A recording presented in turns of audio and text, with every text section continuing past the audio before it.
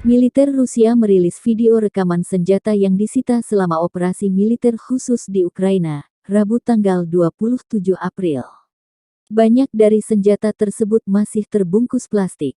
Banyak senjata yang buru-buru ditinggalkan oleh unit nasionalis Ukraina selama mundurnya mereka di wilayah Republik Rakyat Lugansk, demikian keterangan video dilansir Tribun Timur. Militer Rusia mengklaim banyak di antara senjata yang disita adalah model Soviet dan peluru kendali anti-tank modern dan sistem rudal anti-pesawat portabel dari negara-negara NATO. Kurang lebih 1000-an senjata dan amunisi ditemukan di depot lapangan yang disita oleh prajurit Rusia di Luhansk. Secara total, sejak awal operasi militer khusus, 141 pesawat, 110 helikopter, 607 kendaraan udara tak berawak, 273 sistem rudal anti-pesawat, 2.596 tank dan kendaraan tempur lapis baja lainnya, serta 296 peluncur roket ganda, 1.134 artileri lapangan dan senjata mortir dan 2.413 unit kendaraan militer khusus telah dihancurkan, kata juru bicara Kementerian Pertahanan Majen Igor Konasenkov dikutip Tribun Timur.